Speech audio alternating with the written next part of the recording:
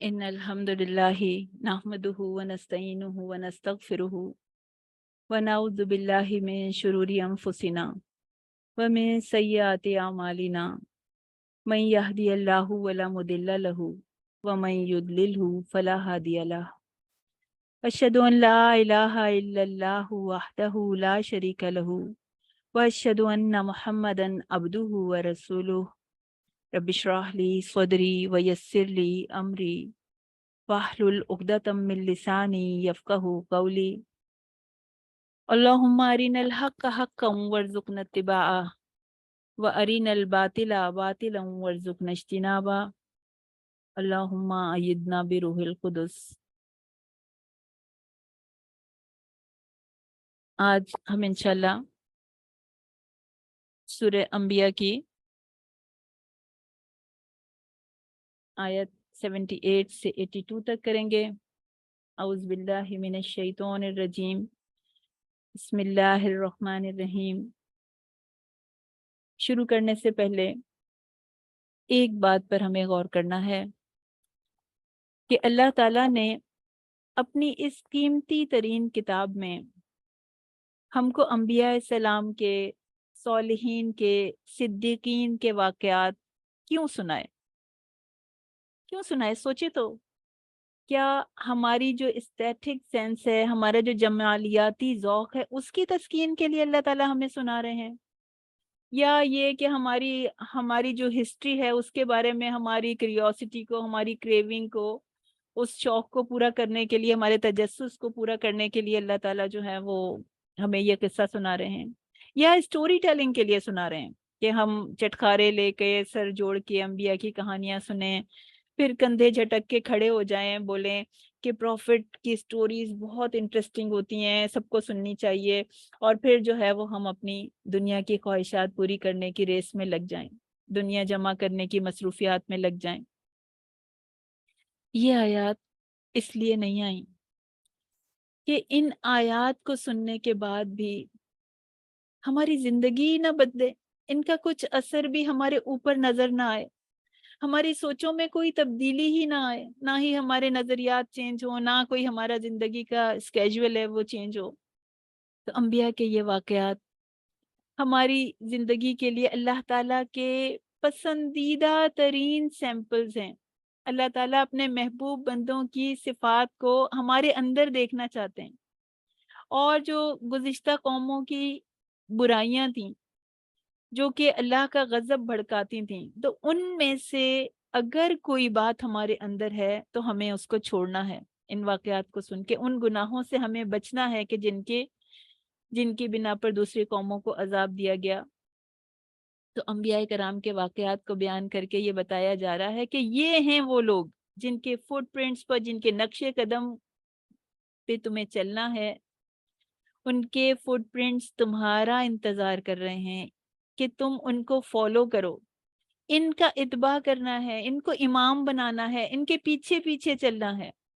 ان آیات پر غور و فکر ہم اس لیے کر رہے ہیں تاکہ یہ ہمارے دلوں میں واضح ہو جائیں، ایسے واضح ہو جائیں جیسے ہمارا رب ہمارے دلوں پہ واضح کرنا چاہتا ہے۔ تو اللہ سے دعا ہے کہ ہمارے اور ان آیات کے درمیان اگر کوئی بھی چیز جو رکاوٹ بن رہی ہے، اللہ اس کو دور کر دے اور ہمارے اوپر ان کو واضح کر دے، ہمیں عمل کی توفیق دے دے، اور قرآن کی روشنی کو پھیلانے میں ہمارا حصہ ڈال دے۔ تو اللہ تعالیٰ فرما رہے ہیں وَدَاوُودَ وَسُلَيْمَانَ، اور داؤد اور سلیمان علیہ السلام، ان کا ذکر کیجئے، ان کا قصہ سنائیے۔ ایک مقدمے کی داستان سنائی جا رہی ہے یہاں پر۔ داؤد اور سلیمان علیہ السلام کو اللہ تعالیٰ نے نبوت کی نعمت عطا فرمائی۔ حضرت داؤد اولو العزم پیغمبروں میں شمار کیے جاتے ہیں۔ قرآن میں 16 ٹائمز جو ہے وہ حضرت داؤد علیہ السلام کا تذکرہ ہے۔ ہم دنیا کے علوم میں ایکسیلنس حاصل کرنے کی کتنی کوشش کرتے ہیں، تو ہم یہ بھی اتنی سی بات بھی یاد رکھ سکتے ہیں کہ حضرت داؤد علیہ السلام کا تذکرہ جو ہے وہ 16 ٹائمز آیا ہے۔ بچوں کو بھی ہم یاد کروا سکتے ہیں، اور جب بچوں کو پہلے یاد کرائیں، پھر اوروں کے سامنے بچوں سے پوچھیں کہ اچھا یہ بتاؤ کہ وہ کتنی دفعہ تذکرہ آیا تھا، تمہیں پتہ ہے یہ بات قرآن میں؟ اور جب وہ شوق کے ساتھ، محبت کے ساتھ اس کا جواب دیں گے تو ان کے اندر کانفیڈینس بھی ڈیولپ ہوگا اور دین کی نالج بھی آئے گی۔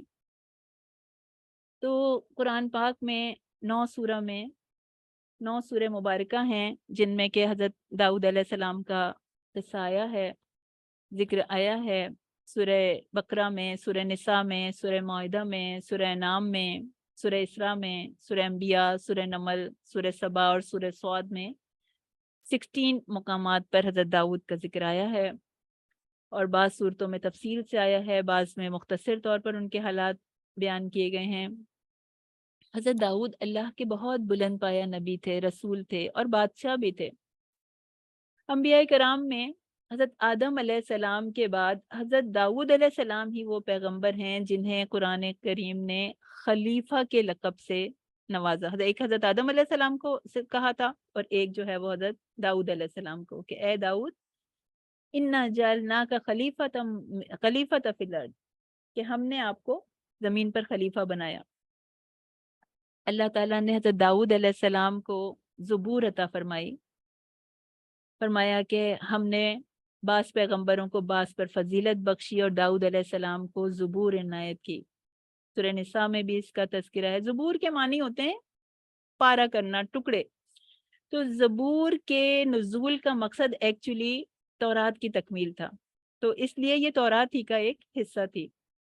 تو حضرت داؤد علیہ السلام 965 قبل مسیح میں فلسطین میں پیدا ہوئے۔ آپ ابراہیم علیہ السلام کی نسل سے تھے۔ حضرت داؤد علیہ السلام وہب بن منبع کے مطابق رحمت اللہ علیہ کے، کہ حضرت داؤد علیہ السلام درمیانی قد کے تھے، اور دیکھیں قد سے کیا ہوتا ہے، بلندی تو اللہ کی طرف سے، جو اللہ تعالیٰ جو مرتبے دیتے ہیں، جس درجات پہ فائز کرتے ہیں، وہ کسی کو قد و قامت کی وجہ سے نہیں کرتے، بلکہ علم کی بنیاد پر، عبادت کی بنیاد پر، عمل کی بنیاد پر۔ اور ان کی نیلی آنکھیں تھیں، ان کے جسم پہ بہت کم بال تھے، چہرے پر پاکیزگی جھلکتی تھی، نہایت ہمدرد تھے، قوی تھے، بہادر تھے، نڈر تھے، اور اللہ تعالیٰ نے ان کے اندر حکمرانی کی بھی قوت دی تھی، فیصلہ کرنے کی بھی قوت اللہ تعالیٰ نے ان کو تحفے کے طور پر دی تھی۔ حضرت داؤد علیہ السلام کے محل کے آثار جو ہیں وہ بیت المقدس کے قریب دریافت ہوئے ہیں، اور ایک حدیث آتی ہے، مستدرک حاکم کی حدیث ہے، کہ حضرت محمد بن جعفر بن محمد اپنے والد سے روایت کرتے ہیں کہ اللہ تعالیٰ نے اپنی نبوت اور رسالت کے لیے حضرت داؤد علیہ السلام کا انتخاب فرمایا اور ان کے نور اور حکمت کو جمع فرمایا اور اپنی طرف سے انہیں زبور عطا فرمائی۔ تو اللہ تعالیٰ نے دنیا کے لیے مثال بنا دیا، درجات کی بلندی دی، اور دیکھیں درجات کی بلندی صرف فقر و فاقہ سے نہیں ملتی ہے، یعنی چیزوں کو، دنیا کو چھوڑ کے نہیں ملتی، بلکہ ایسا بھی ہوتا ہے کہ اللہ تعالیٰ طاقت کے ساتھ، قوت کے ساتھ، دولت کے ساتھ، عہدے اور منصب کے ساتھ بھی اللہ تعالیٰ درجات بلند کر سکتے ہیں، لیکن کیا شرط ہے، کیا چیز ہونی چاہیے؟ تقوی اور ایمان ہونا چاہیے، تو بلند درجات ان سب چیزوں کے ساتھ بھی حاصل ہو سکتے ہیں۔ تو حضرت داؤد علیہ السلام، حضرت سلیمان علیہ السلام اور ذوالقرنین کو اللہ تعالیٰ نے دین اور دنیا دونوں کا کمبینیشن عطا کیا، دولت، طاقت، اور دولت اور طاقت اگر ایمان کے ساتھ ہو تو دنیا والوں کو نفع پہنچاتی ہے۔ دین اور دنیا کا بہترین بیلنس انسان کو پتہ چلتا ہے۔ حضرت داؤد علیہ السلام کے بارے میں آتا ہے مستدرک حاکم میں کہ حضرت داؤد علیہ السلام نے 70 سال تک حکومت کی، اور انہوں نے لوگوں کے درمیان عدل و انصاف سے فیصلہ فرمایا، اور یہ فیصلے انہوں نے اپنے علم کے ذریعے سے کیے جو کہ اللہ تعالیٰ نے آپ کو عطا کیا تھا۔ تو حضرت ان کے بیٹے تھے حضرت سلیمان علیہ السلام۔ حضرت معاویہ رضی اللہ تعالیٰ عنہ کہتے ہیں کہ اس پوری زمین پر 4 بندوں نے حکومت کی، یعنی کوئی ایسا نہیں ہوا جس کو کہ پوری زمین پر حکومت کرنے کا موقع ملا ہو سوائے 4 لوگوں کے، حضرت سلیمان بن داؤد علیہ السلام، اور ذوالقرنین کو اور اہل حلوان میں سے ایک شخص کو اور ایک اور کسی شخص کو، ان میں سے ان لوگوں میں سے 2 لوگ مومن تھے اور 2 لوگ کافر تھے، یعنی حضرت سلیمان علیہ السلام اور ذوالقرنین جو تھے یہ مومن تھے، اور 2 کافر نمرود تھے۔ نمرود اور بخت نصر جو تھے یہ کافر تھے۔ تو ایک اور حدیث آتی ہے کہ حضرت عبداللہ بن عمر رضی اللہ تعالیٰ عنہ سے مروی ہے کہ نبی اکرم صلی اللہ علیہ وسلم نے فرمایا کہ جب حضرت سلیمان علیہ السلام نے بیت المقدس کی تعمیر کی تو انہوں نے اللہ تعالیٰ سے 3 باتوں کی دعا کی۔ پہلی یہ کہ اللہ تعالیٰ ان کو ایسی حکومت عطا فرما دے جو ایسی بادشاہت دے دے، ایسی حکومت دے دے جو کسی کو نہ ملی ہو۔ دوسری یہ کہ اللہ تعالیٰ انہیں ایسی سلطنت عطا فرمائے جو اللہ تعالیٰ کی بادشاہت کے مطابق ہو، اور تیسری وہ کہ جو مسجد اقصی میں نماز پڑھے اسے اللہ تعالیٰ گناہوں سے ایسے پاک کر دے جیسے وہ اپنی ماں کے پیٹ سے پیدائش کے وقت گناہوں سے پاک تھا۔ تو اللہ کے نبی کہتے ہیں کہ 2 چیزیں تو انہیں عطا ہو گئیں، اور میں امید کرتا ہوں کہ انہیں تیسری چیز بھی ان کو ملی ہوگی۔ تو اب یہ ایک قصہ ہمارا سٹارٹ ہو رہا ہے، وَدَاوُودَ وَسُلَيْمَانَ إِذْ يَحْكُمَانِ فِي الْحَرْثِ۔ قرآن کا انداز اس قدر خوبصورت ہے۔ پہلے حضرت داؤد اور حضرت سلیمان علیہ السلام کا ایک انٹروڈکشن ہوا، پھر ایسا محسوس ہو رہا ہے کہ جیسے پردہ ہٹا، ایک ورڈ پکچر ہے، دربار لگا ہوا ہے، درباری ادب سے بیٹھے ہیں، رعایا کے جھگڑوں اور مقدمات کا فیصلہ کیا جا رہا ہے، اور 2 لوگ پیش ہوتے ہیں۔ تو ان کے درمیان ان کے مقدمہ جو ہے وہ پیش کیا جاتا ہے، ایک کسان اور ایک چرواہے کا مقدمہ ہے یہ۔ اذ یحکمانی فی الحرث اذ نفشت فیہ غنم القوم۔ حکم کسی چیز کے متعلق فیصلہ کرنے کا نام حکم ہے، حرث کھیتی کو کہتے ہیں، اور نفشہ کہتے ہیں سکیٹر ہونا، پھیل جانا۔ تو جانوروں کا رات کے وقت، خاص کر رات کے لیے یہ لفظ یوز ہوتا ہے کہ رات کے وقت کھیت میں پھیل جانا۔ یا کمانی تسنیہ کا صیغہ ہے، یعنی وہ دونوں موجود تھے، وہ دونوں فیصلہ کرنے کے لیے موجود تھے۔ جب وہ دونوں فیصلہ کرنے لگے، حضرت داؤد علیہ السلام تو خلیفہ ہی تھے، بادشاہ تھے، وہ تو فیصلہ کرنے کے لیے موجود تھے ہی، لیکن حضرت سلیمان علیہ السلام بھی ان کے ساتھ ساتھ تھے۔ اب دیکھیے، ایسا نہیں ہے کہ حضرت سلیمان علیہ السلام ساتھ تو ہیں مگر اپنی تفریح میں لگے ہوئے ہیں، اپنے کھیل میں لگے ہوئے ہیں، اور ان کو یعنی وہ بھی موجود ہیں، ان کا دل اور دماغ بھی انوالو ہے مقدمے میں، کیونکہ حضرت داؤد علیہ السلام نے انہیں علم و حکمت سکھانے کے لیے ان کو اپنے ساتھ رکھا، بہت محنت کی حضرت داؤد علیہ السلام نے ان کو علم و حکمت دینے کے لیے۔ تو جو سیکھنے اور سکھانے کے مواقع ہیں اس میں ہمیں یہ پتہ چل رہا ہے حضرت داؤد علیہ السلام کے عمل سے کہ اس میں اپنے بچوں کو، اپنے جونیئرز کو، اپنی نسل کو ساتھ رکھنا چاہیے، جہاں جو بھی آپ کے پاس سیکھنے اور سکھانے کے مواقع ہیں۔ تو انہوں نے اپنے آپ سے اٹیچ کر کے رکھا حضرت سلیمان علیہ السلام کو۔ تو ہمیں خود بھی علم حاصل کرنا ہے، دین کا بھی، دنیا کا بھی، علم اور حکمت کے میدان میں ہمیں خود بھی آگے بڑھنا ہے، اور ایسے تمام موقعوں پر اپنے بچوں کو بھی ساتھ رکھنا ہے۔ اور یہ نہ سوچیں کہ ان کو کیا سمجھ آئے گی، بچے بہت انٹلیکچوئل ہوتے ہیں، بہت ذہین ہوتے ہیں۔ آج کمپیوٹر ٹیکنالوجی میں وہ بڑوں سے زیادہ آگے ہیں۔ بڑوں کو کوئی بھی مسئلہ ہوتا ہے بچوں سے کہتے ہیں کہ بیٹا ذرا چیک کرنا، یہ ذرا دیکھنا میری میل نہیں آ رہی ہے، یا پھر یہ کہ مجھے میری یہ ذرا سیٹنگ کر دو، یہ والی سیٹنگ جو ہے میری ذرا ہٹ گئی ہے، ذرا خراب ہو گئی ہے۔ تو بلکہ آپ میں سے کچھ کہتے ہوں گے کہ کتنے لوگ ایسے بھی ہوں گے جو کہتے ہوں گے کہ بیٹا ذرا زوم کی ہمیں آن لائن کلاس تم لگا کے دے دو۔ تو وہ ان کا علم اس معاملے میں زیادہ ہو جاتا ہے نا بڑوں سے بھی۔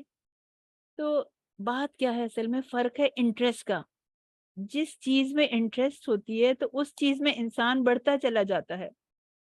تو ہم نے ایز اے نیشن جو ہے وہ ان کا انٹرسٹ ہی ڈیولپ نہیں کیا علم و ہنر میں، تو وہ تو گیمنگ میں، وہ نیگیٹو چیزوں میں لگ گئے۔ تو بچوں کو اللہ تعالیٰ نے بہت ٹیلنٹ دیا ہے۔ 17 سال کی عمر میں اسامہ بن زید بن سکتے ہیں، بنے تھے نا، اور محمد بن قاسم بن سکتے ہیں، سعد بن ابی وقاص، طلحہ ابن عبید جو تھے 16 سال کے تھے، زبیر بن عوام 15 ایئرس کے تھے۔ تو یہ بچے جو ہیں یہ ہمارا سرمایہ ہیں، صدقہ جاریہ ہیں ہمارے لیے۔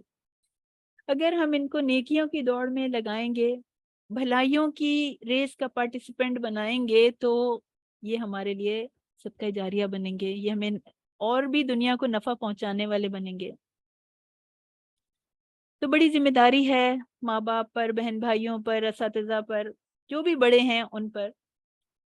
تو اذ یحکمان فی الحرث، ابن مسعود کہتے ہیں اس آیت کے بارے میں کہ یہ جو مقدمہ تھا یہ ایک کھیتی کا قصہ ہے۔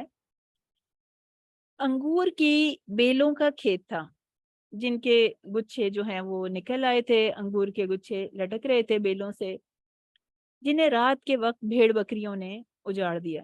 اب کھیت والے کا اتنا نقصان ہو گیا، اس کی کوئی غلطی تو نہیں تھی، لیکن اس کا اتنا زیادہ نقصان ہو گیا کہ کھیت ہی تباہ ہو گیا۔ اور دوسرا شخص جس کی بکریاں تھیں، اس کی کسی کو نقصان پہنچانے کی انٹینشن نہیں تھی، اس نے جان بوجھ کے ایسا نہیں کیا، اس کو تو علم بھی نہیں ہوا کہ جانوروں کو، یعنی اس کا جانوروں نے کھیت خراب کر دیا، ورنہ وہ ان کو روکنے کی کوشش کرتا ہے۔ تو قصور اس کا بھی نہیں تھا۔ اب ایک مشکل کیس تھا، کسی کو اس بات کی سزا دینا جو گناہ اس نے کیا ہی نہیں، اور جس کا نقصان ہوا ہے پھر اس کا کیسے ازالہ کیا جائے۔ تو اصل قصور تو جانوروں کا تھا نا، اب جانوروں کو تو سزا دی نہیں جا سکتی تھی۔ تو اب اچھا، ایک تھوڑا سا قصور ضرور تھا، جس کے جانور تھے اس کی غفلت، تھوڑی سی لاپرواہی یہ تھی کہ اس کو اتنا پراپر انتظام کرنا چاہیے تھا کہ جانور خود بخود کیسے اس جگہ سے جہاں وہ رکھے جاتے ہیں وہاں سے کیسے نکل گئے، تو یہ اس کی غلطی تھی۔ تو داؤد علیہ السلام نے مقدمہ سنا، فیصلہ فرمایا کہ ساری جو بکریاں ہیں وہ کھیت کے مالک کو دے دی جائیں، جس کا نقصان ہوا ہے تو یہ بکریاں جو ہیں یہ اس کو دے دی جائیں، کیونکہ اس کا اتنا نقصان ہوا ہے تو نقصان اس کا پورا ہو جائے۔ تو اب اس نقصان کو پورا کرنے کے لیے حضرت داؤد نے یہ فیصلہ کیا کہ یہ بکریاں ان کو دے دی جائیں۔ وَكُنَّا لِحُكْمِهِمْ شَاهِدِينَ، اور ہم ان کے فیصلے کو دیکھ رہے تھے۔ تو ہم کون؟ اللہ تعالیٰ اپنے بارے میں فرما رہے ہیں کہ ہم ان کا یہ فیصلہ دیکھ رہے تھے، ہم ان کے فیصلے کے وقت حاضر تھے، ہم بہت کینلی ان کے ڈیسیجن کو مانیٹر کر رہے تھے۔ اس میں اب یہ دیکھیے لی حکم ہم ہے، ہم جو ہیں وہ اس کا جو ہم ہے یہ اٹیچ پروناؤن ہے اور پلورل کے لیے ہے اور تھرڈ پرسن کے لیے ہے۔ تو ابھی یہ بات تو یحکمانی میں تثنیہ کی ہو رہی تھی، ڈیول کی ہو رہی تھی، دو لوگوں کی ہو رہی تھی، لیکن کہا وَكُنَّا لِحُكْمِهِمْ، ہم ان سب کے فیصلے کے وقت شاہدین، گواہ ہیں۔ تو اس میں دو کے لیے جمع کی ضمیر کا استعمال ہوا ہے، یعنی دو لوگ حضرت داؤد علیہ السلام اور حضرت سلیمان علیہ السلام فیصلہ کرنے والے ہیں۔ اور اگر اب ان کے لیے اگر یہ صیغہ صرف استعمال ہوتا تو یہ ہوتا ہے لی حکمہما، لیکن یہ آیا لی حکمہم، کہ ان سب کے لیے شاہدین، ہم گواہ ہیں، ہم حاضر ہیں۔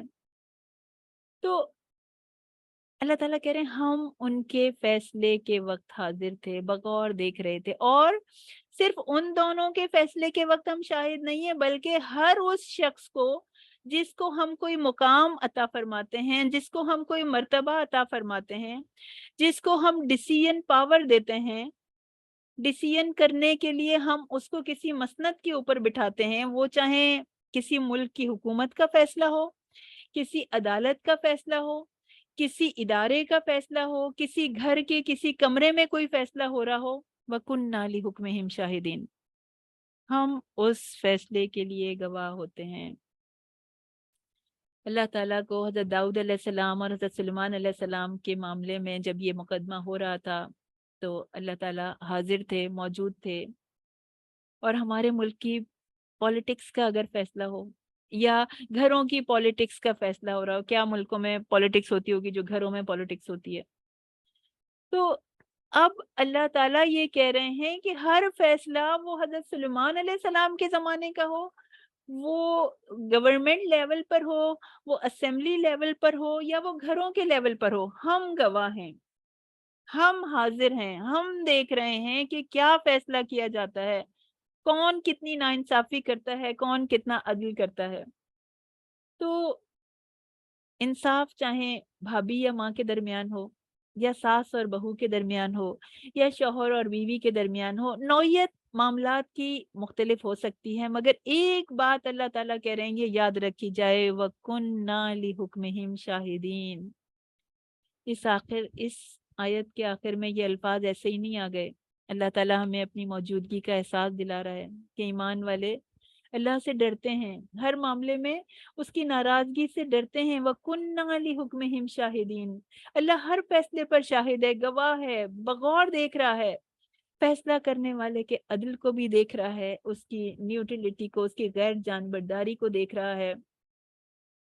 اور ہر وہ شخص جسے اللہ نے کوئی بھی اختیار دے رکھا ہے، اللہ اس کے ہر عمل کو دیکھ رہا ہے.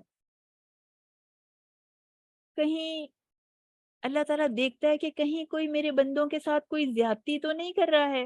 جس نے ایک انسان کو فیصلہ کرنے کے لیے ایک مسند پہ بٹھایا ہے، تو وہ رب اس مسند پہ بٹھا کے اس کو بھول نہیں گیا، بلکہ ہر فیصلہ کرنے والا اللہ کے سامنے اکاؤنٹیبل ہے، چاہے وہ چھوٹا فیصلہ ہو یا بڑا فیصلہ ہو. وَكُنَّا لِحُكْمِهِمْ شَاهِدِينَ.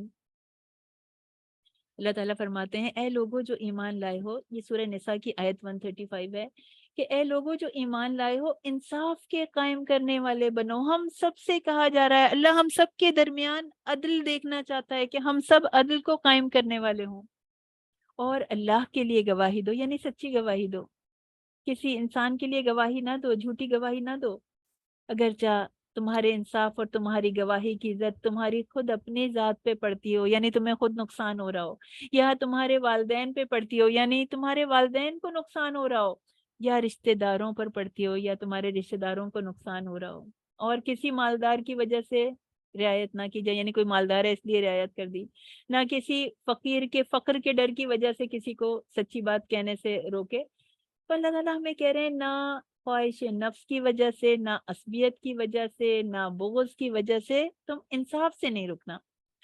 پھر اللہ تعالیٰ کہہ رہے ہیں وَفَهَمْنَاهَا سُلَيْمَانَ. تو ہم نے سلیمان علیہ السلام کو سمجھا دیا، ہم نے ان کو فہم دیا.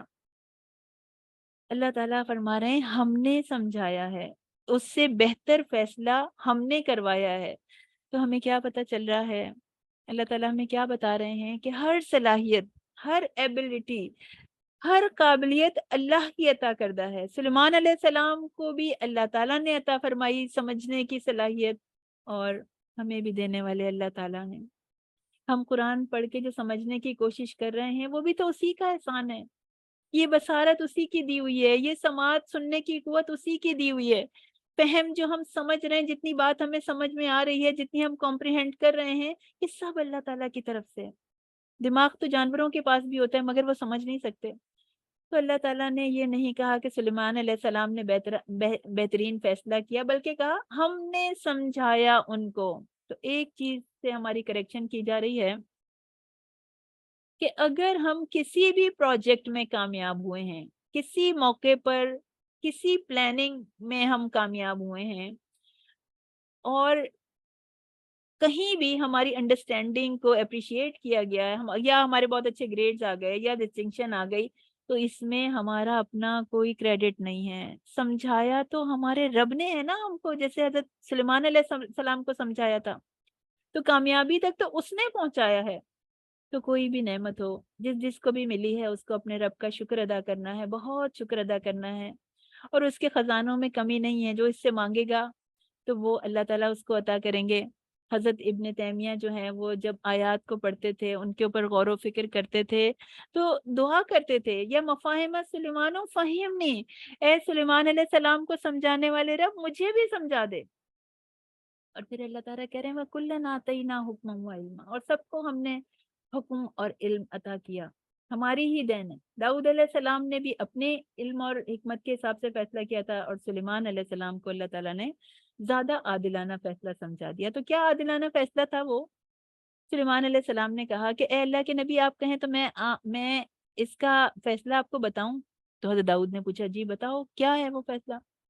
کہا اب کھیتی کے کچھ عرصے تک، یعنی کھیتی کو آپ یہ کریں کہ کچھ عرصے تک ٹیمپریری طور پر بکریوں والے کے حوالے کر دیں، اور وہ ان کی ٹیک کیئر کرے، وہ اس پہ محنت کرے، اور جب تک کہ وہ کھیتی دوبارہ پہلے جیسی نہ ہو جائے، اور بھیڑ بکریاں جو ہیں وہ کھیتی والے کے حوالے کر دیں کہ وہ اس وقت تک ان سے فائدہ اٹھاتا رہے، اور جب کھیتی پہلی حالت میں لوٹ آئے تو دونوں کو اپنی اپنی چیز دے دیں۔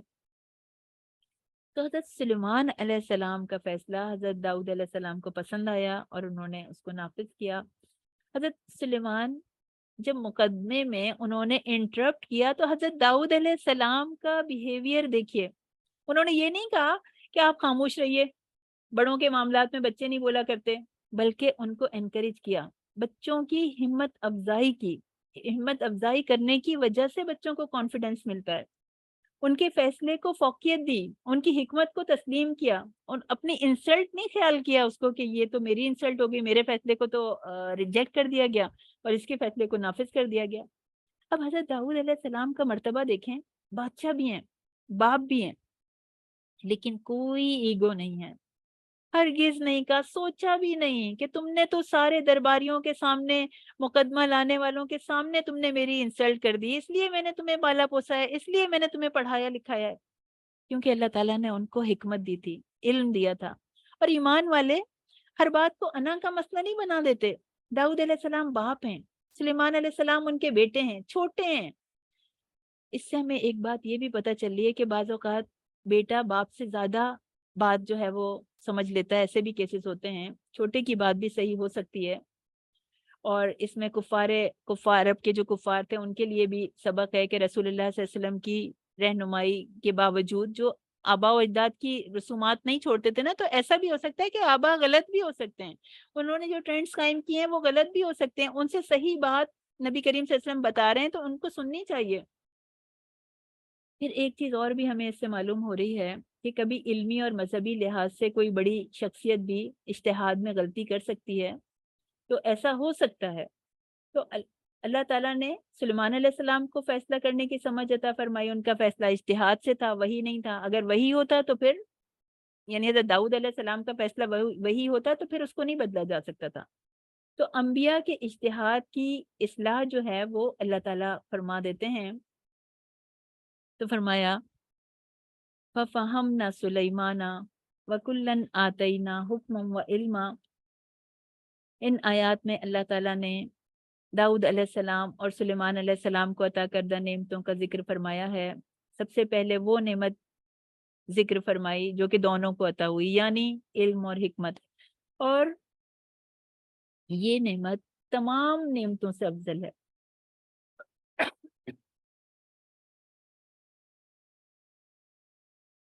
چنانچہ فرمایا وَكُلًّا آتَيْنَا حُكْمًا وَعِلْمًا، حکمن سے مراد قوت فیصلہ، علمن سے مراد علم شریعت۔ تو علم و حکمت کیسے ملتی ہے؟ اللہ کی سنت ہے، اللہ کا طریقہ ہے۔ سورہ یوسف میں بھی ہم نے پڑھا تھا آتیناہ حکما و علما وکذالک نجزی المحسنین، جو احسان کے درجے پر نیکیاں کرتا ہے۔ اب نبوت کی، انبیاء کی بات تو الگ ہے، عام انسانوں کے بارے میں بتایا جا رہا ہے، جو بھلائیوں میں سبقت لے جاتا ہے، جو اپنا حق چھوڑ دیتا ہے، جو اللہ کی رضا کے لیے ایسے کام کرتا ہے جو اللہ کو پسند آ جائیں، گناہوں سے بچنے کی کوشش کرتا ہے، احسن نمازیں پڑھتا ہے، احسن اخلاق ہوتا ہے اس کا، احسن عبادات کرتا ہے، تو اللہ تعالیٰ اس کو نیکیوں کے بدلے میں علم اور حکمت عطا کر دیتے ہیں۔ وَسَخَّرْنَا مَعَ داود الجبال، اور داؤد علیہ السلام کے ساتھ ہم نے پہاڑوں کو مسخر کر دیا۔ اب ابراہیم علیہ السلام کے لیے اللہ تعالیٰ نے آگ کو مسخر کیا تھا، نوح علیہ السلام کے خاطر اللہ نے پانی کو مسخر کیا تھا، اور اب علم و حکمت کا تذکرہ آیا، اور اب الگ الگ نعمتوں کا تذکرہ آیا کہ داؤد علیہ السلام کے ساتھ اللہ تعالیٰ نے پہاڑوں کو اور پرندوں کو مسخر کر دیا، پابند کر دیا۔ حضرت داؤد علیہ السلام کو اللہ تعالیٰ نے اتنی خوبصورت آواز عطا فرمائی تھی کہ جب وہ زبور کو پڑھا کرتے تھے، تسبیح کرتے تھے، تو پہاڑ اور پرندے بھی ان کے ساتھ تسبیح کیا کرتے تھے۔ اور سورہ سبا میں آتا ہے آیت 10 کہ اے پہاڑوں اس کے ساتھ تسبیح کو دہراؤ، اور پرندوں کو بھی یہی حکم دیا۔ اور وَسَخَّرْنَا مَعَ دَاوُودَ الْجِبَالَ يُسَبِّحْنَ وَالطَّيْرَ، زبور اللہ تعالیٰ کی حمد و ثنا ہے۔ حضرت داؤد علیہ السلام کو اللہ تعالیٰ نے دل نشی آواز میں سحر انگیز لہن عطا فرمایا تھا۔ آپ جب زبور کی تلاوت کرتے تھے تو اس اس میں ایک سحر سا ہوتا تھا، چرند پرند درخت پہاڑ جن انس دریا سمندر سب کے سب اللہ کی حمد و ثنا میں محو ہوتے تھے۔ جو سنتا تھا وہ بھی اللہ کی حمد و ثنا میں لگ جاتا تھا، اور اس کو لہن داؤدی یعنی ایک ضرب المثل بنا دیا گیا۔ اور نبی کریم صلی اللہ علیہ وسلم نے ایک دفعہ کہا تھا حضرت ابو موسیٰ اشعری کے لیے کہ ابو موسیٰ کو اللہ تعالیٰ نے لہن داؤدی عطا فرمایا ہے۔ تو اللہ تعالیٰ نے ان کو ایک معجزہ عطا کیا، ایک صفت عطا کی، اور اس کا خاص طور پہ ذکر کیا۔ اور اس کے لیے ضروری نہیں ہے کہ پرندوں میں شعور ہو اور پہاڑوں میں زندگی ہو تو تب وہ تسبیح کریں۔ سورہ بنی اسرائیل کی آیت آئی ہے، آیت 44، تسبح لہ السماوات السبع، اس کی تسبیح کرتے ہیں ساتوں آسمان اور زمین اور جو کچھ ان کے درمیان ہے۔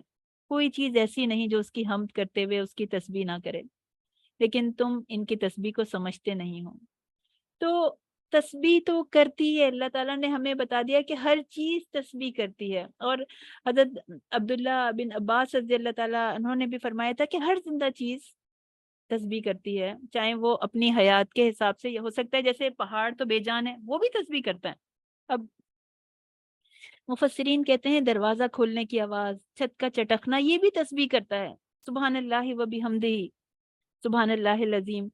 اور جو پانی کا چشمہ جو نبی کریم صلی اللہ علیہ وسلم کی انگلیوں سے جاری ہوا تھا، اب انہوں نے کہا صحابہ کہتے ہیں عبداللہ بن مسعود رضی اللہ تعالیٰ عنہ کہ ہم کھاتے وقت کھانے کی تسبیح سنا کرتے تھے۔ بخاری میں یہ حدیث ہے، 3579 اس کا نمبر ہے۔ تو ہر چیز جو ہے وہ اپنے رب کی تسبیح کرنے میں مصروف ہے، اور ہمیں اس کی سمجھ نہیں ہے۔ لوگ اس کی تسبیح کی زبان کو نہیں سمجھ سکتے۔ نماز بھی تسبیح ہے، ذکر بھی تسبیح ہے۔ نبی کریم صلی اللہ علیہ وسلم نے فرمایا کہ بے شک میرے بھائی داؤد علیہ السلام تمام انسانوں سے بڑھ کر عبادت گزار تھے۔ آپ آدھی رات تک قیام فرماتے تھے، اور آپ نے اپنی عمر کا آدھا حصہ روزے کی حالت میں گزارا، یعنی ایک دن روزہ رکھتے تھے اور ایک دن نہیں رکھتے تھے۔ اشراق اور چاشت کی نماز جو ہے وہ ادا کیا کرتے تھے داؤد علیہ السلام۔ حضرت ابن عباس رضی اللہ تعالیٰ عنہ سے روایت ہے کہ آپ صلی اللہ علیہ وسلم نے پوچھا کہ میرے دل میں ہمیشہ صلاۃ الضحیٰ کے یعنی جو نماز چاشت کی نماز ہے اس کے بارے میں یہ خیال آتا رہتا ہے کہ اس کا ذکر قرآن پاک میں ہے یا نہیں، یعنی اللہ کے رسول یہ سوچ رہے ہیں، تو پھر میں نے اسے پا لیا۔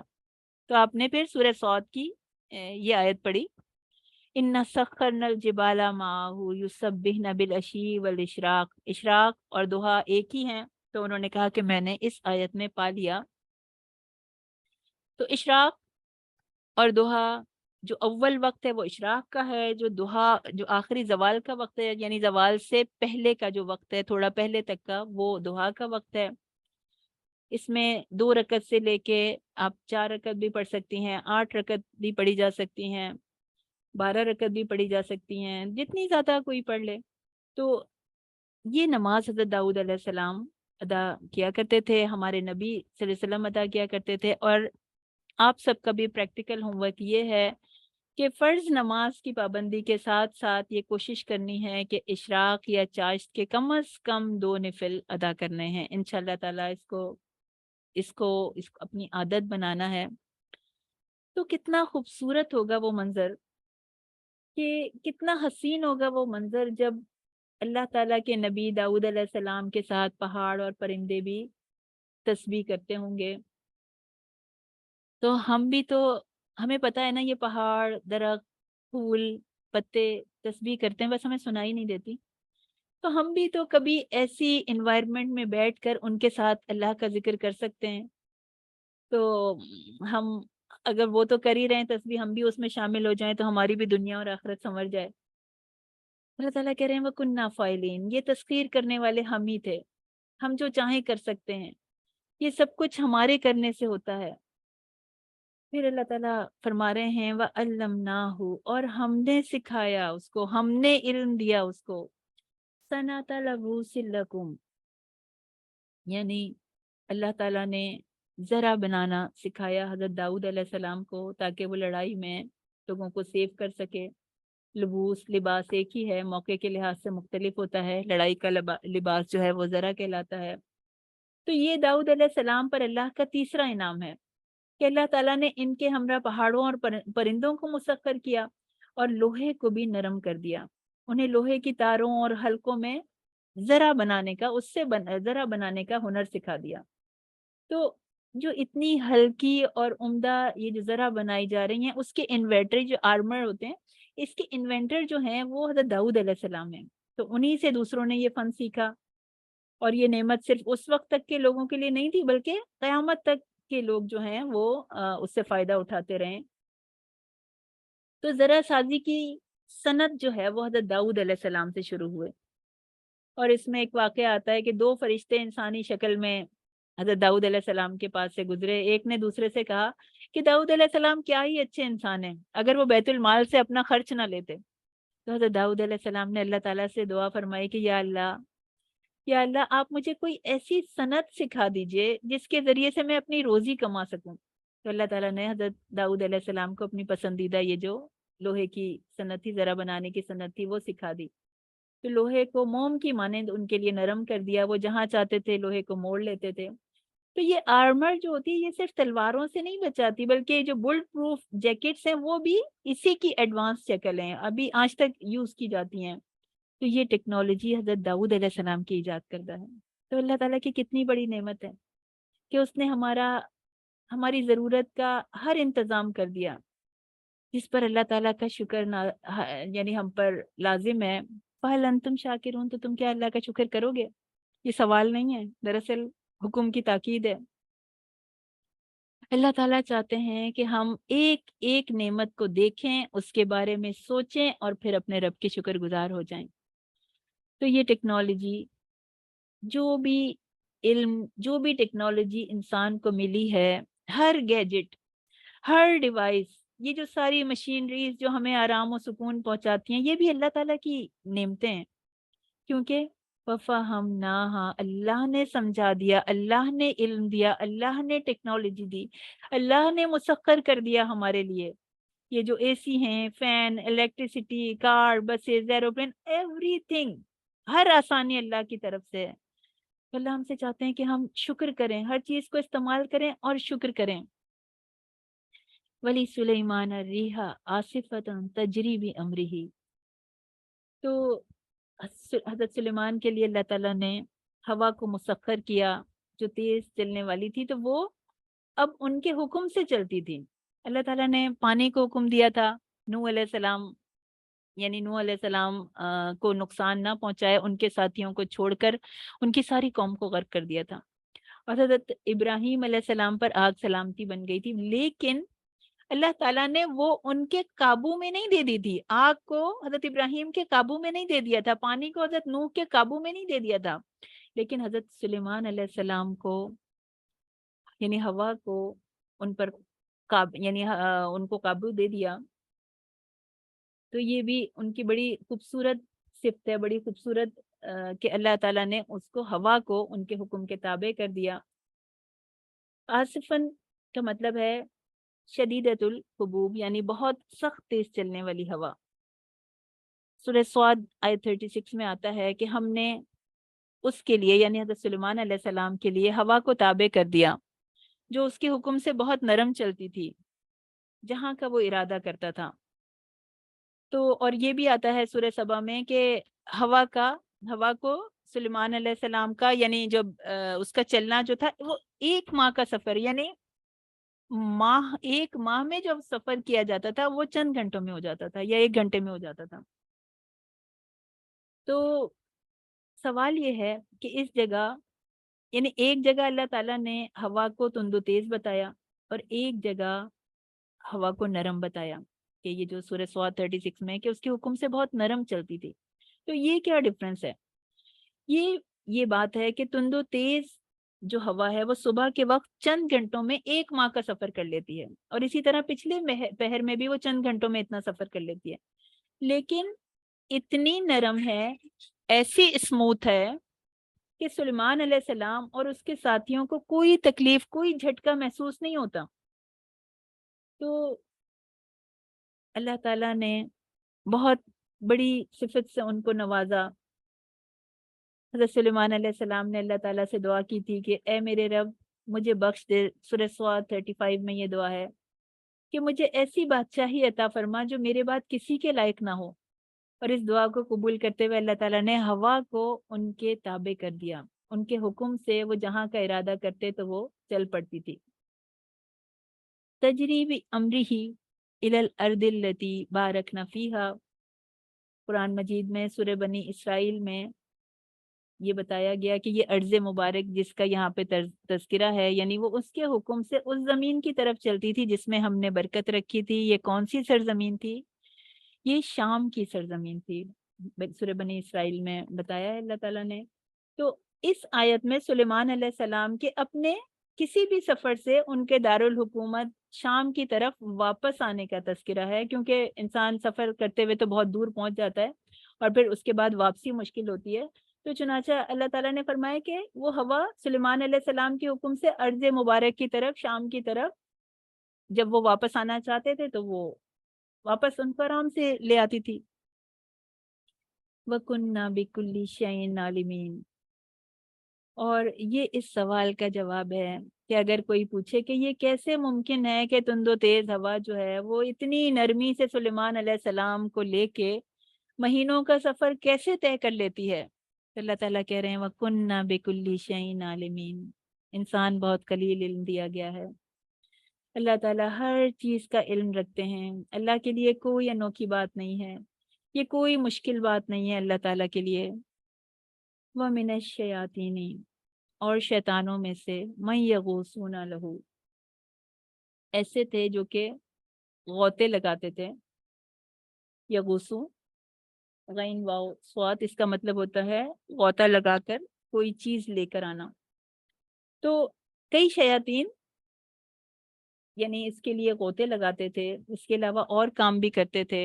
وَيَعْمَلُونَ عَمَلًا دُونَ ذَلِكَ، تو یہ جو شیاطین ہیں یعنی جو جنات شیاطین کی بات ہو رہی ہے، یہ بھی حضرت سلیمان علیہ السلام کے تابع کر دیے گئے تھے۔ ان کے حکم سے سمندر میں غوطے لگاتے تھے، موتی اور جواہرات نکال کر لے کر آتے تھے سمندر کی تہ سے۔ اس کے ساتھ ساتھ یہ عمارتیں بھی بناتے تھے۔ اللہ تعالیٰ نے ہوا کے علاوہ شیاطین کو بھی سلیمان علیہ السلام کے تابع کر دیا۔ اللہ تعالیٰ نے عجیب نعمت عطا فرمائی ہے حضرت سلیمان علیہ السلام کو، کیونکہ ایسی حکومت دی نا جو کسی کو نصیب نہ ہوئی ہو۔ اب عناصر اربع ہیں جن سے ساری چیزیں مل کے بنی ہیں، ہوا، آگ، پانی، مٹی۔ اس میں سے ہوا تو مسخر کر ہی دی تھی، آگ سے بنی ہوئی مخلوق بھی، یہ جو جنات ہیں یہ بھی ان کے تابع کر دی، اور اس مخلوق کے ذریعے سے وہ جو غوطہ خوری کرتے تھے تو جو پانی بھی، اس سے بھی اتنا نفع حاصل کرنے کے لیے ان شیاطین سے کام لیا۔ حضرت سلیمان علیہ السلام نے تو مٹی سے بھی وہ جو ہے وہ بلڈنگز بنائے کرتے تھے اور پتھروں کو استعمال کرتے تھے۔ تو یہ جو سارے عناصر ہیں وہ سب کے سب ان کو تسخیر کر دیا حضرت سلیمان علیہ السلام کے لیے۔ مستدرک حاکم میں حدیث ہے 643 اس کا نمبر ہے کہ حضرت محمد بن جعفر بن محمد اپنے والد سے روایت کرتے ہیں کہ حضرت سلیمان علیہ السلام بن داؤد علیہ السلام کو زمین کے مشرق اور مغرب کی حکومت عطا ہوئی۔ آپ کی حکومت تمام اہل دنیا پر بھی تھی، जिन्नो इंस पे भी थी, शयातीन, चौपाए, दरिंदे सब इसमें शामिल थे। और आपको हर चीज का इल्म था और हर चीज की जबान अता हुई थी, यानी जो बोलियां होती हैं परिंदों की या जानवरों की, वो बोलियां भी वो समझ सकते थे। और आपके ज़माने में बहुत सारी इजादात हुई, जिनके ऐसी ऐसी इजादात जिनके बारे में लोगों ने कभी नहीं सुना था। तो ये सारी चीज़ें आपके लिए मुसख्खर कर दी गईं। आपके हुक्म से, नूर और हिकमत के ज़रिए से आप उनमें तदबीर करते रहे। तो हज़रत सुलेमान अलैहिस्सलाम की बड़ी खूबी थी कि उन्होंने फ़साद करने वाले शैतानी शर्री अनासिर से तामीर व तमद्दुन का काम ले लिया। उनको लोगों को नफ़ा पहुँचाने के लिए इस्तेमाल किया। तो आपके पास इंसानों, जिन्नों, परिंदों की बाकायदा फ़ौज थी जिसकी परेड भी होती थी, वो देखा करते थे, उनका मुआयना किया करते थे। जैसे सूरह नमल आयत 18 में आया है, फ़हशर लिसुलैमाना लिजुनूदिही मिनल जिन्नि वल इंसी वत्तैरी। और सुलेमान अलैहिस्सलाम के कब्ज़ों में जिन्नों, इंसानों, परिंदों की फ़ौजें थीं जिनका जायज़ा होता रहता था। और सूरह नमल में भी एक जिन का तज़किरा आया था कि जिसने ये कहा था कि मैं मलका सबा का तख्त आपको उठा के ला दूँ कि आपके दरबार के ख़त्म होने से पहले मैं उसको हाज़िर कर सकता हूँ। तो इस तरह के मुफ़सिद अनासिर को मुसख्खर करके हज़रत सुलेमान अलैहिस्सलाम ने इंसानियत की खिदमत के लिए उनको इस्तेमाल किया। ये एक उनका बड़ा अज़ीम कारनामा है। और हुक्मरान का असली काम भी यही है कि वो ना सिर्फ नफ़ा पहुँचाने वाले अनासिर से लोगों को फ़ायदा दिलवाए, बल्कि नुकसान पहुँचाने वाले अनासिर को भी इल्म व हिकमत से इस्लाह व तरक्की के काम में लगा दे। तो सूरह सबा में भी इस आयत की वज़ाहत है। सबा की आयत 12 एंड 13 है। और जिन्हों में से कुछ वो थे, व मिनल जिन्नि मन यामलु बैना यदिही बिइज़्नि रब्बिही। कुछ ऐसे थे जिन जो उसके सामने उसके रब के इज़्न से तमाम काम किया करते थे। और इनमें से जो हमारे हुक्म से कोताही करता था, हम इसे भड़कती आग का अज़ाब चखाते थे। और वो उसके लिए, यानी हज़रत सुलेमान अलैहिस्सलाम के लिए बनाते थे जो वो चाहते थे। बड़ी-बड़ी इमारतें, मुजस्समे, हौज़ जैसे लगन और एक जगह जमी हुई देगें। तो कहा, ए दाऊद के घर वालों, शुक्र अदा करने के लिए अमल करो। और बहुत थोड़े मेरे बंदों में से हैं, यानी शुक्रगुजार जो हैं वो बहुत कम हैं। तो हमारे लिए भी यही हुक्म है, हम अपने रब के शुक्रगुजार बंदे बन जाएं और शुक्र शुक्र अदा करने के लिए अमल करें। अल्लाह ताला उनसे भी यही चाहते थे और हमसे भी यही चाहते हैं कि हमारी जिंदगियों में शुक्र आ जाए। फिर एक चीज और यहाँ पे नोट करने की है कि जिन्हों को भी अल्लाह ताला ने गैब का इल्म नहीं दिया। जब जिन्हों को भी सुलेमान अलैहिस्सलाम की वफात का इल्म उस वक्त तक नहीं हुआ था जब तक कि दीमक ने उनकी लाठी को नहीं खा लिया था। और फिर जब सुलेमान अलैहिस्सलाम गिरे, वो असा जो है वो खोखला हो गया और वो गिरे, तो फिर जिन्हों को उसका हकीकत का पता चला। तो अगर वो गैब जानते होते तो वो फिर उस अजाब में मुब्तला ना रहते। तो ये तमाम चीज़ें इस बात की दलील हैं कि अल्लाह ताला ने गौताखोरी और यामलूना अमलन दूना ज़ालिक, यानी दूसरे दुश्वार कामों के लिए अल्लाह ताला ने कुछ शयातीन को हज़रत सुलेमान अलैहिस्सलाम का ताबे कर दिया था। वकुन्ना लहुम हाफिज़ीन। मुफस्सिरीन ने इसके दो मतलब बयान फरमाए हैं। एक तो ये कि रात आने से पहले शयातीन जिन अगर काम से फारिग हो जाते थे, यानी जो काम हज़रत सुलेमान अलैहिस्सलाम ने उन्हें दिया हुआ था होता था और वो जल्दी काम कर लेते थे, तो वो क्या करते थे, वो किया हुआ काम खराब कर देते थे। तो इसलिए ये ज़रूरी ये होता था कि जैसे ही उनका काम खत्म हो तो उनको दूसरा काम दे दिया जाए। तो अच्छा, एक और मतलब इसका ये है कि जिन्नात में सरकशी और नाफरमानी का अंसर चूंकि ज़्यादा होता है, तो इस वजह से वो सुलेमान अलैहिस्सलाम की नाफरमानी कर सकते थे, सुलेमान अलैहिस्सलाम को कोई नुकसान पहुंचा सकते थे। लेकिन अल्लाह ताला उनको काबू में किए हुए थे। वो ना तो अपने किए हुए काम को खराब कर सकते थे और ना ही वो हजरत सुलेमान अलैहिस्सलाम की नाफरमानी कर सकते थे और ना उनको कोई नुकसान पहुंचा सकते थे। और वो भाग भी नहीं सकते थे। तो क्योंकि अगर वो हुक्म से یعنی حضرت سلیمان علیہ السلام کے حکم سے ذرا سی بھی کوتاہی کرتے تھے تو ان کی طرف اللہ کی طرف سے بھڑکتی ہوئی آگ کی سزا ان کو دی جاتی تھی۔ اور جو زیادہ سرکشی دکھانے والے تھے انہیں بیڑیوں میں جکڑ دیا جاتا تھا۔ سورہ صاد آیت 38 میں آتا ہے کہ کچھ اوروں کو ہم نے تابع کر دیا تھا جو بیڑیوں میں جکڑے ہوئے تھے، تو یہ سب اللہ تعالیٰ کی طرف سے تھا، ورنہ انسان کی کیا بساط ہے کہ اتنی خوفناک قوتوں کو اپنے قابو میں رکھ سکے۔ پھر اس آیت سے ایک بات اور بھی ہمیں پتہ چلتی ہے کہ سلیمان علیہ السلام کے تابع کیے ہوئے جو جن تھے، جو ان کے تابع بنا کے رکھے گئے تھے، وہ کافر تھے، کیونکہ شیطان کا کفر تو سب کو پتہ ہی ہے۔ اگر وہ مسلمان ہوتے تو وہ تو خود ہی اللہ کے پیغمبر کے تابع ہو جاتے ہیں، جس طرح کے اور مخلوقات تھیں، تو ان کی خاص حفاظت کی ضرورت نہ پیش آتی۔ تو اللہ نے کہا وَكُنَّا لَهُمْ حَافِظِينَ، اور ہم ان کی حفاظت کرنے والے تھے، ہم ان کی نگرانی کرنے والے تھے۔ تو اس آیت میں ایک اور بھی بہت بڑی وارننگ ہے کہ وہ لوگ جنہوں نے بہت ترقی کر لی اور جو ثریا پہ پہنچ گئے، خلا میں پہنچ گئے، یا جو اللہ کی کائنات کی بعض قوتوں کو وہ اپنے قابو میں لے کر آ گئے اور پھر یہ سمجھتے ہیں کہ اب ہم ان کے مالک بن گئے اور ہم سے کوئی ان کو چھین نہیں سکتا، نہ ہی یہ چیزیں ہمارے قابو سے باہر جا سکتی ہیں۔ اگر آج دیکھیں یہ جو اسٹیم ہے، گیس، بجلی، ایٹم بم یا ایٹم سے بنی ہوئی جو ایٹامک انرجی ہے، یہ ساری قوتیں اگر انسان نے اپنے قابو میں کر لی ہیں تو اس کا کیا مطلب ہے کہ یہ ہمیشہ اس کے قابو میں رہیں گی۔ یہ قوتیں، کوئی بھی قوت جب تک انسان کے قابو میں ہے، کب تک؟ جب تک کہ اللہ تعالیٰ چاہے، اور جب اللہ نہیں چاہے گا ہر چیز اس کی قوت سے نکل جائے گی۔ جو چیز اس کے پاس بھی ہوگی، اس کے قابو میں ہوگی، وہ اسی کو نقصان دے سکتی ہے۔ تو ہر فائدہ اور نقصان اللہ تعالیٰ کی طرف سے ہے۔ ہم حضرت داؤد علیہ السلام کی دعا کے ساتھ اینڈ کریں گے، جو کہ نبی کریم صلی اللہ علیہ وسلم بھی پڑھا کرتے تھے، مانگا کرتے تھے۔ یہ حضرت داؤد علیہ السلام کی دعا تھی۔ حضرت نبی اکرم صلی اللہ علیہ وسلم نے فرمایا کہ یہ حضرت داؤد کی دعا ہے، ہم بھی مانگ لیتے ہیں۔ اے اللہ، بے شک میں آپ سے آپ کی محبت کا سوال کرتا ہوں۔ اے اللہ، ہم سب آپ سے آپ کی محبت کا سوال کرتے ہیں، اور اس کی محبت کا سوال کرتا ہوں جس سے تو محبت کرتا ہے۔